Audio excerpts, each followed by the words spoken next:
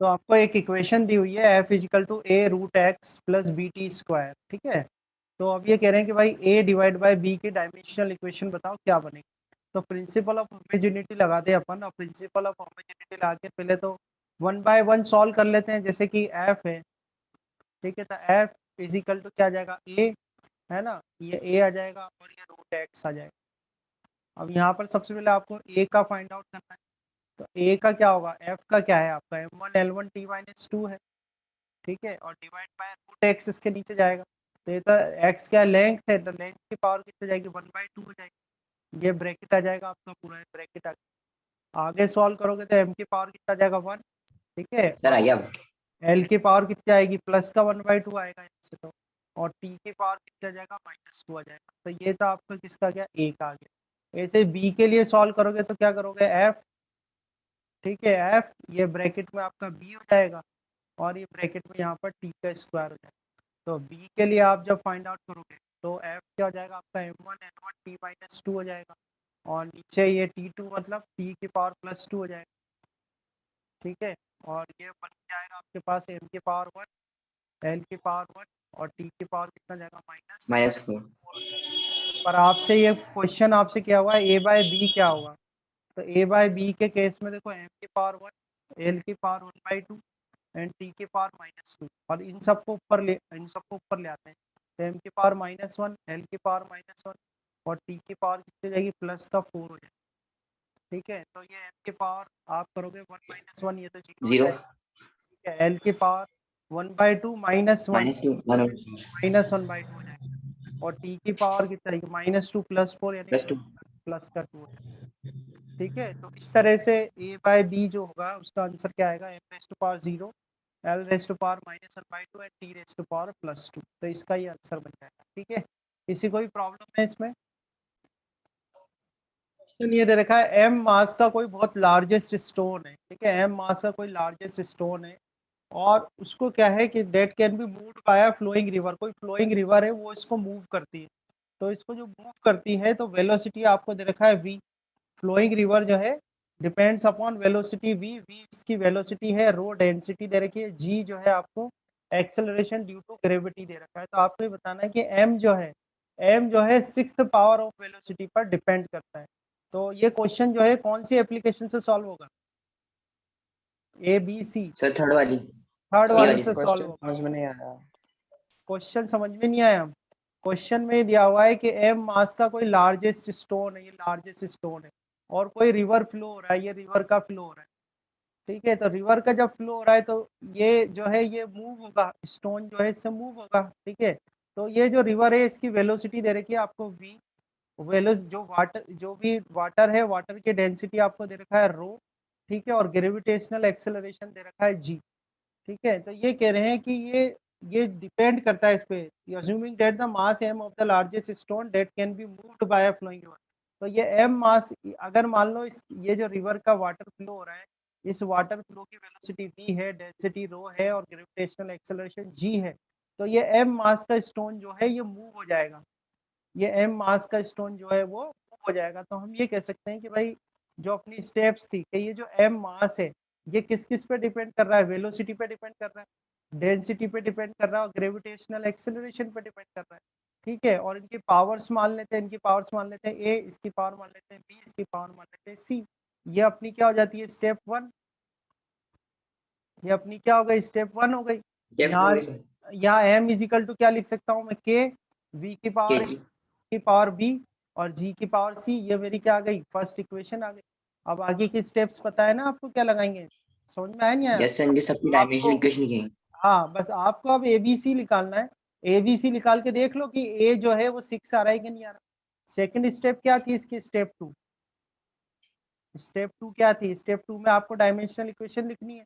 तो मास की तो आपको आती ही है, ये तो क्वेश्चन में बता रहा हूँ, फिर अगला आपको करना है, ध्यान रखना।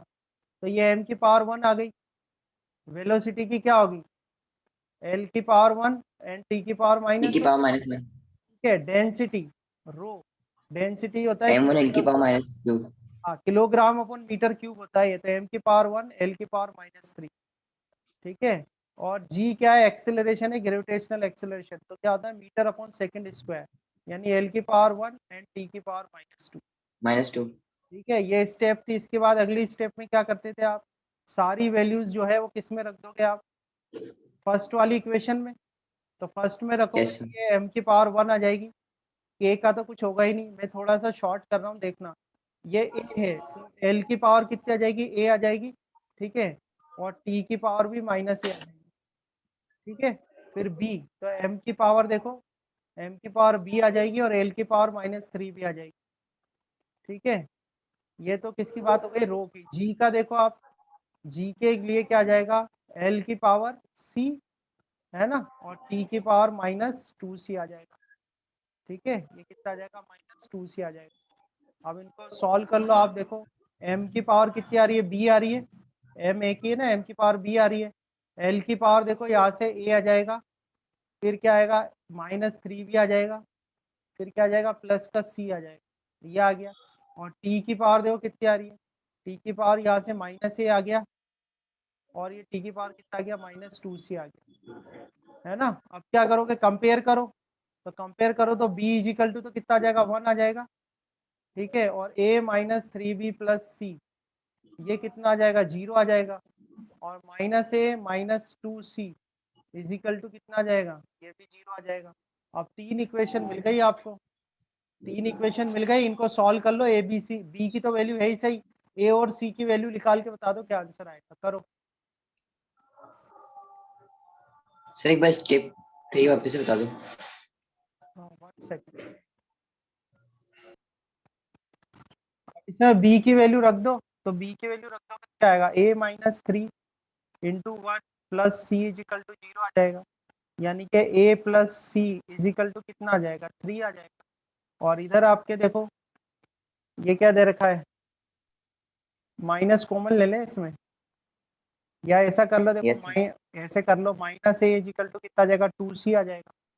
तो यानी a की वैल्यू कितनी हो गई, a की वैल्यू -2c हो गई। इसे a की वैल्यू इधर रख दो, a की वैल्यू रख दो -2c plus c equal to 3 आ गया।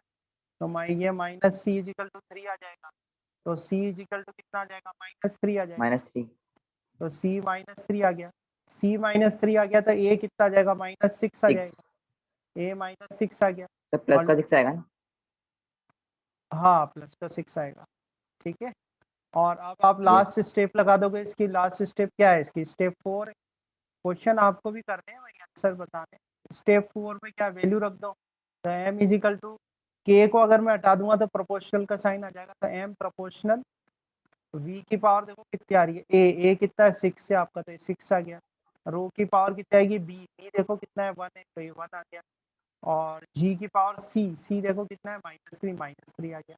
तो आपसे तो क्वेश्चन में बस ये पूछा था कि भाई 6th पावर से वेरी करता है, तो देखो 6 पावर आ रही है। तो यानी कि बात सही है कि जो है वो कितनी पावर से वेरी करेगा, 6 पावर से वेरी करेगा। 6। आपको कंसंट्रेट करना है अपने डायमेंशनल एनालिसिस पर। जब ये चैप्टर्स आएंगे वहां पर तो आप स्टडी करोगे ही, यहाँ पर ओनली आपको डायमेंशनल एनालिसिस करना है। ठीक है, तो आपको क्वेश्चन देखना है, सर मैंने क्वेश्चन तो इस तरह से आप इसका सॉल्यूशन आपके पास आ जाएगा, है ना। तो प्रोसेस है, प्रोसेस फॉलो करना है। एक क्वेश्चन और ले लेता हूँ, थोड़ा सा अलग है, लास्ट क्वेश्चन ले रहा हूँ बस मैं। इसमें दे रखा है कि find the dimensional equation of linear momentum and surface tension and linear momentum in terms of velocity, density and frequency as fundamental quantity. तो देखो हमारी जो फंडामेंटल क्वांटिटी हम लेते हैं वो क्या आता है, मास, लेंथ और टाइम लेते हैं अपन जनरली। अभी जब सॉल्यूशन कर रहे हैं तो एम एल और टी आता है। कोई भी डायमेंशनल इक्वेशन आप निकालते हो तो देखो एम एल और टी में निकालते हो। पर अब ये कह रहे हैं कि जो फंडामेंटल क्वांटिटी है वो कौन है, वेलोसिटी, डेंसिटी और फ्रिक्वेंसी है। तो उसकी टर्म में बताओ। तो देखो इसको कैसे करते हैं, इसका पहला वाला पार्ट सॉल्व करने हैं अपन। पहला वाला पार्ट क्या है, लीनियर मोमेंटम। क्या है, लीनियर मोमेंटम। तो लीनियर मोमेंटम जो होता है वो p से दिया जाता है, और p इसका फॉर्मूला होता है मास इनटू वेलोसिटी। ठीक है, ये लीनियर मोमेंटम है। अगर लीनियर मोमेंटम के डायमेंशनल इक्वेशन की आप बात करो तो ये मास के लिए आ जाएगा m की पावर 1, और वेलोसिटी के लिए l की पावर 1, t की पावर -1। ठीक है, तो कैसे करोगे क्वेश्चन को, ये कह रहे हैं कि भाई लीनियर मोमेंटम जो है उसकी आप डायमेंशनल इक्वेशन बताओ जब वेलोसिटी, डेंसिटी और फ्रीक्वेंसी जो है वो फंडामेंटल क्वांटिटी। तो आपको क्या करना है कि यहाँ मोमेंटम लिखना है, प्रोपोर्शनल टू लिख देना है वेलोसिटी v इसकी पावर x मान लो, डेंसिटी रो इसकी पावर y मान लो, और फ्रीक्वेंसी आप चाहो f ले लो और इसकी पावर z मान लो। तो यानी ये मोमेंटम जो है ये इन पर डिपेंड करता है। आगे की स्टेप आप बहुत समझ में आ ही गया है आपको। इधर कांस्टेंट k आ जाएगा तो v की पावर x आ जाएगा, की पावर y आ जाएगा, की पावर कितना आ जाएगा z आ जाएगा। इसको अपन एक इक्वेशन कर देंगे। अब क्या करना है, मोमेंटम जो है, मोमेंटम बेटा मोमेंटम का भी मैंने निकाला है, कितना आ रहा है, m की पावर 1 l की पावर 1 t की पावर -1 आ गया। k तो कांस्टेंट है, कुछ नहीं होगा, v वेलोसिटी है तो l की पावर 1 t की पावर -1 ये x आ जाएगा।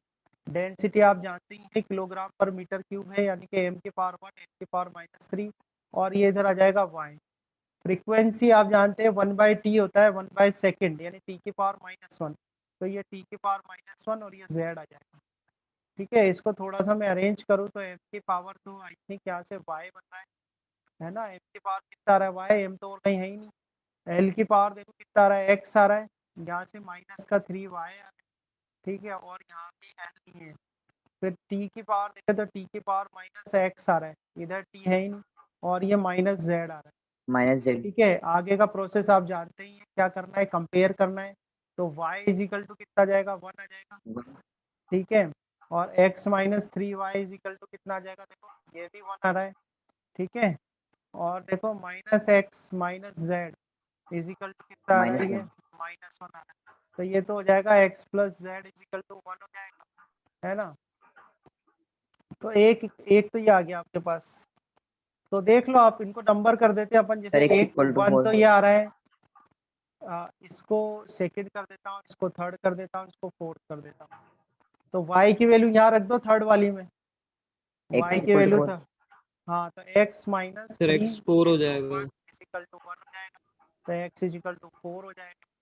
तो एक तो x इजिकल टू 4 आ गया, है ना, y इजिकल टू मेरे पास 1 आ गया है, z निकालना है तो सर z z 3 हो जाएगा। यस सर, -3 z3 -3 -3 हो जाएगा सर। हाँ सर -3 हो जाएगा। -3 आ जाएगा। अब क्या ये वैल्यूज आप इधर रख दो इस वाली इक्वेशन में या इसमें रख दो, तो आपके पास आ जाएगा p, ठीक है, p v1 is equal to k, ठीक है, v की पावर कितनी आ जाएगी, x कितना है, तो 4, v की पावर 4, 1 4, रो की पावर कितनी आएगी बोलो, रो 1, की पावर 1, और 1 f की पावर f की पावर -3। -3 -3, ठीक है। तो क्या आ गया आपका, रो की पावर 1 आ रहा है अपना, ठीक है, v की पावर 4 आ रहा है, ठीक है, और f की पावर -3 आ रहा है। ठीक है, इस तरह से ये आंसर आएगा। अब इसका जो सेकंड पार्ट है सरफेस टेंशन, वो आपको सॉल्व करना है। सरफेस टेंशन अगर आपको नहीं आती हो तो मैं बता देता हूँ, surface tension S equal to होता है F/H, force per unit length. ठीक है, सरफेस टेंशन को S से डिनोट करते हैं और इसका जो फॉर्मूला है वो होता है फोर्स पर यूनिट लेंथ। तो आई थिंक आप S क्या डायमेंशनल इक्वेशन निकाल ही लोगे, क्या होगा, m1 L1 T-2, और ये L1 यस ऊपर सर, जाएगा तो अपॉन L की L1 पावर -1 हो जाएगा। ठीक है, तो यहाँ से क्या जाएगा, m की पावर 1 m1 l की पावर 0 t की m पावर की -2। पावर 0 t की पावर -2। आप सॉल्व कर लोगे आगे इस क्वेश्चन को, यस सर। बोलो, हो हाँ जाए। सर कर लेंगे। चलो, तो ये आपको करना है, है ना।